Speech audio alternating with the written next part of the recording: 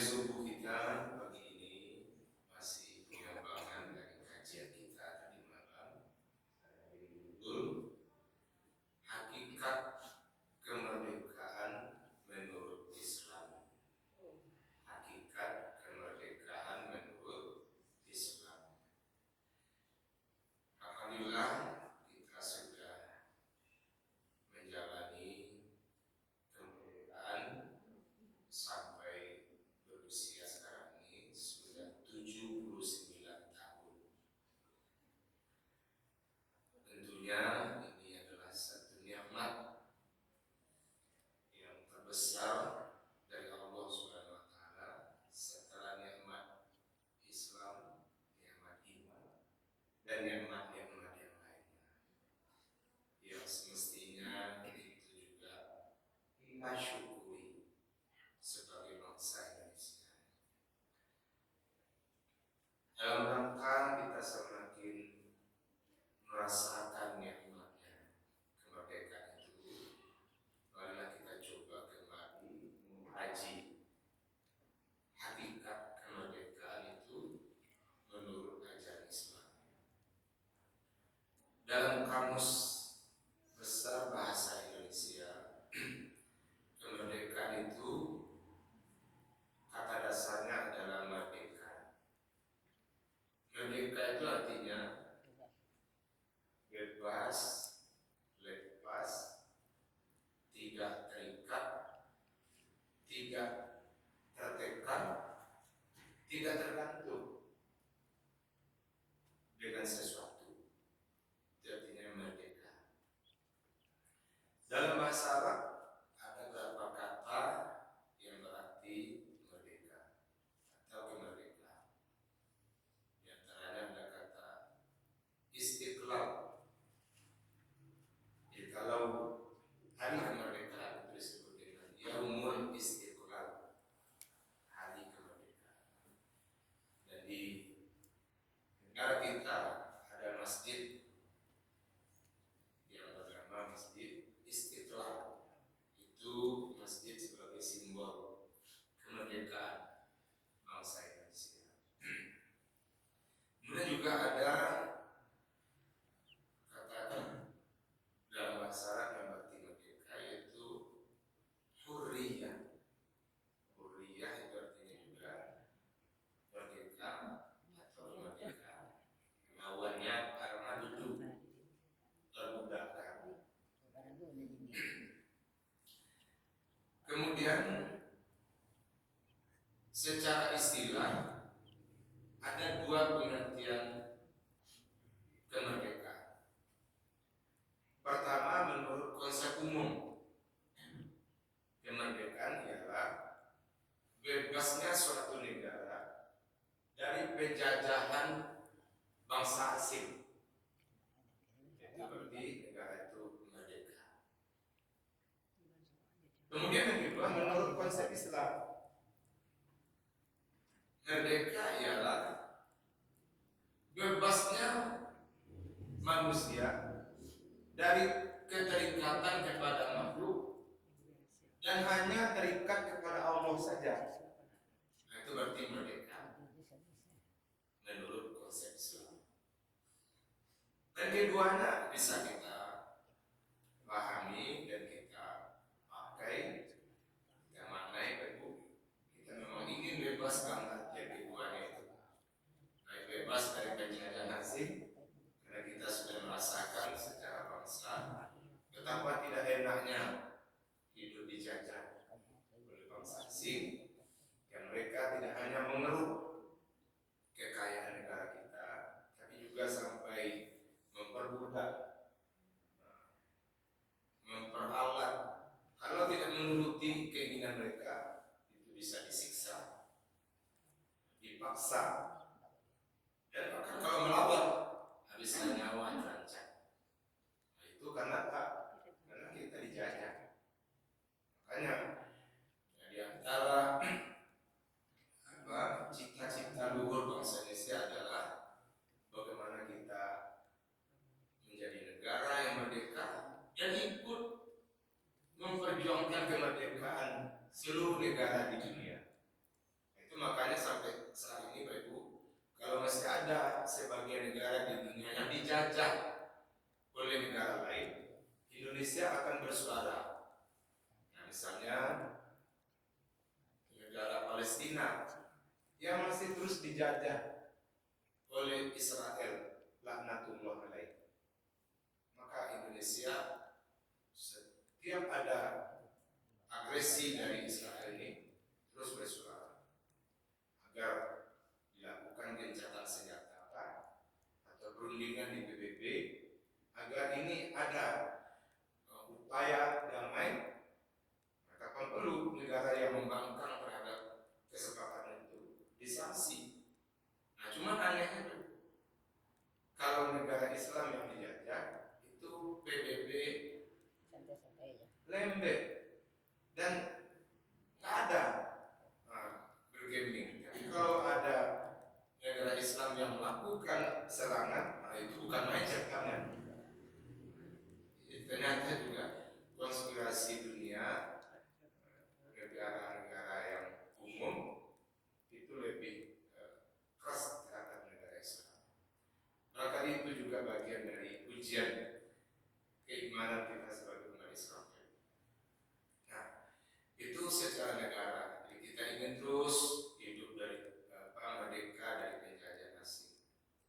Namun tidak hanya berhenti sampai di situ. Kita ingin merdeka dari keterikatan kepada makhluk. Jadi kita hanya mau terikat kepada Allah Subhanahu wa Ta'ala saja. Dan itu justru akan mendatangkan kebahagiaan hakiki, baik selama hidup di dunia ini, apalagi nanti di akhirat yang lebih luar biasa lagi hidup bahagia itu, kalau kita hanya terikat kepada Allah saja.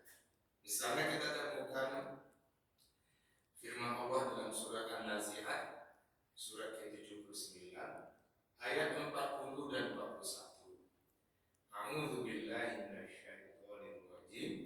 Bismillahirrahmanirrahim. Wa amma man khafa maqama rabbih wa nahan nafsa 'anil hawa fa innal jannata hiyal ma'wa. Dan adapun orang yang hanya terikat, tunduk, patuh kepada Allah dan menahan hawa nafsunya dari keinginan-keinginan kepada selain Allah, maka sesungguhnya mereka akan mendapatkan surga. Baik surga di dunia ini, apalagi surga di akhirat nanti. Jadi itu, karena kita merdeka dari makhluk dan kita hanya mau terikat kepada Allah, itu yang akan mendatangkan surga baik selama di dunia ini. Artinya suasana surga kita dapatkan, apalagi surga yang sesungguhnya di akhirat nanti. Jadi kalau misalnya kita pahami sampai seperti ini, Bapak, yang saat ini umat Islam yang sudah selesai menunaikan sholat subuh, apalagi datang berjamaah, itu berarti mereka merdeka. Kenapa? Karena mereka sudah bisa menunjukkan kepatuhannya yang sangat tinggi kepada Allah Subhanahu wa Ta'ala. Dengan segera bangun sebelum subuh, apalagi sebelum mandi, segar, kemudian mereka mulai dari sebelum subuh itu sudah sholat sunat, kemudian datang ke masjid untuk juga dapat tahiyatul masjid atau sholat sunat rawatib sebelum subuh, lalu sholat subuh berjamaah. Apalagi seperti kita tambah lagi ibadah kita kepada Allah dengan mengikuti kuliah subuh. Ini luar biasa, kita merdeka ini. Tapi bagi orang yang sekarang masih tidur juga, yang masih mau menikmati enaknya tidur, mereka nggak merdeka sebenarnya, Bu. Kenapa? Karena mereka dibelenggu oleh hawa nafsu ingin puas tidur. Hawa nafsu ingin puas tidur. Apalagi ada yang sampai tidak sholat subuh. Ya sudah, berarti sudah benar-benar terjajah oleh hawa nafsunya. Kira-kira ada nggak umat kita itu? Nah, itu asal masih banyak. Umat kita belum merdeka terbelenggu dengan keinginan hawa nafsu duniawinya. Jadi kalau kita pahami seperti itu, maka segeralah kita merdeka. Jangan dikuasai oleh keinginan-keinginan duniawi kita, keinginan-keinginan kepada makhluk. Lalu kita longgar kepada keterikatan kepada Allah yang harusnya kita merdeka yang sesungguhnya itu. Jadi jamaah subuh rahimakumullah, inilah hakikat kemerdekaan yang sebenarnya. Kalau kita hanya tunduk dan patuh kepada Allah Subhanahu wa taala. Dan memang untuk itu kita ditugaskan, diciptakan oleh Allah Subhanahu wa taala. Dalam surah Ad-Dariyat surat ke-51 ayat 56. Wa ma khalaqatul jinna wal insa illa liya'budun. Dan tidaklah aku ciptakan jin dan manusia melainkan hanya untuk beribadah kepadaku. Jadi tugas utama hidup kita di dunia ini beribadah kepada Allah Subhanahu wa taala itu. Sedangkan tugas-tugas lain itu cuma tugas tambahan saja itu. Tugas sampingan. Yang masih belajar, meneruskan belajarnya itu tugas tambahan. Yang sudah bekerja itu tugas tambahan. Yang sudah berkeluarga itu tugas tambahan. Tugas tambahan itu pun kalau dikerjakan oleh orang yang taat beribadah, itu juga dinilai ibadah tentunya. Dia orang yang taat beribadah, ketika dia masih belajar, belajarnya dinilai ibadah. Dia sudah bekerja, bekerjanya dinilai ibadah. Dia sudah berkeluarga, berkeluarganya dinilai ibadah. Sehingga totalitas hidupnya bisa bernilai ibadah di sisi Allah Subhanahu wa taala. Sedangkan bagi orang yang tidak taat beribadah, semuanya jadi sia-sia. Dia masih belajar, sia-sia itu. Dia sudah bekerja, sia-sia pekerjaannya. Dia sudah berkeluarga, sia-sia berkeluarganya. Kalau dia tidak taat beribadah, jadi dia menjadi orang yang sia-sia saja hidupnya. Kalau dia tidak beribadah kepada Allah Subhanahu wa taala. Mungkin ada baiknya saya sentuh kita dengan lagu Sepohon Kayu.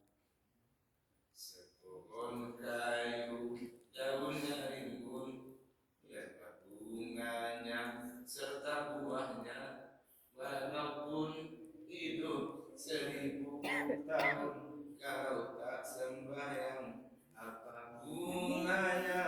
Walaupun hidup 1000 tahun, kalau tak sembahyang apa gunanya?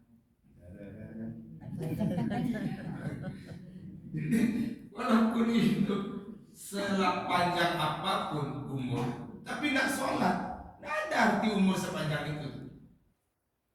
Itu sama dengan sudah mati sebelum meninggal. Artinya apa? Jasadnya memang masih ada roh, nyawa, tapi kalau tidak sholat, ya sudah jadi jenazah. Nah ini kemerdekaannya sesungguhnya, bagaimana kita terus menjaga ibadah kita kepada Allah Subhanahu wa taala dalam artian yang seluas-luasnya. Jadi kita ayolah menjadi yang merdeka, tidak hanya dari kejadian asing, tapi juga merdeka dari ketergantungan kepada makhluk. Termasuk makhluk itu keinginan-keinginan kita sendiri, kendalikan keinginan itu dengan aturan dari Allah Subhanahu wa taala. Nah, justru kemarin ketika peringatan HUT RI di IKN, ketika memperingati hari ulang tahun kemerdekaan, ada aturan yang merampas kemerdekaan. Apa itu? Itu peserta paskibraka yang putri yang pakai jilbab, maka untuk keseragaman lepaskan jilbabnya. Itu aturan merampas kemerdekaan orang beribadah kepada Allah itu. Ini yang membuat aturan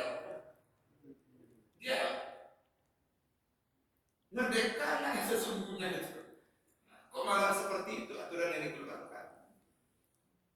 Harusnya peserta itu diapresiasi. Apa perlu dikasih penghargaan? Luar biasa kamu ini. Walaupun kamu pakai jilbab, tapi kamu bisa yang terbaik menjadi pasukan paskibraka. Dan yang terpilih itu Bapak Ibu memang banyak saingan sebelumnya itu. Nah, harusnya kok bisa ya yang kamu berjilbab tapi mampu mengalahkan sekian banyak peserta dari awal itu. Ini luar biasa kamu. Ternyata jilbab tidak menghalangi untuk bisa berprestasi. Teruskanlah, jaga jilbabmu, karena ini adalah ibadahmu kepada Allah. Itu bagusnya. Bukan malah dibuat aturan, lepaskan jilbabmu demi keseragaman. Nanti tunggu aturan ini ditanya di akhirat ini. Kamu membuat aturan dulu, ingat kepadaku tidak, kata Allah nanti. Tanya apa? Islam anti dengan penjajahan, dengan tidak merdeka itu. Bukan Bapak Ibu, kehadiran Islam yang dibawa oleh Nabi Muhammad dulu mendapati masyarakat yang sudah sangat jahiliyahnya, sudah jauh dari hakikat kemerdekaan sesungguhnya. Apa? Umat manusia waktu itu sudah banyak menyembah berhala, menyembah patung, percaya kepada makhluk, kepada pohon, kepada benda-benda yang dianggap keramat. Artinya kan sudah jauh dari kemerdekaan. Nah, kemudian mereka sudah semena-mena, yang kuat menekan yang lemah, yang kaya itu mempermalukan yang miskin. Dan sampai mereka berbuat yang sudah melampaui batas. Bahkan mereka membuat aturan jahiliyah waktu itu, karena mereka memang mengandalkan kekuatan. Karena wanita dinilai dirasakan lemah, tidak usah banyak-banyak betul wanita hidup di dunia ini. Nah, mereka buat aturan apa, Beb? Nah, biarlah wanita yang sudah ada juga dibiarkan hidup, yang masih lahir perempuan bunuh hidup-hidup. Itu hukum jahiliyah. Tapi zaman modern sekarang ini lebih ngeri lagi jahiliyahnya. Belum lahir sudah dibunuh. Itu dengan adanya praktek aborsi. Ya. Karena kelahirannya tidak diharapkan.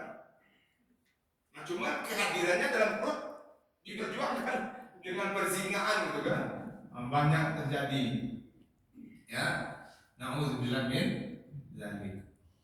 Nah, ini bertindak merdeka karena masih memperturutkan hawa nafsu.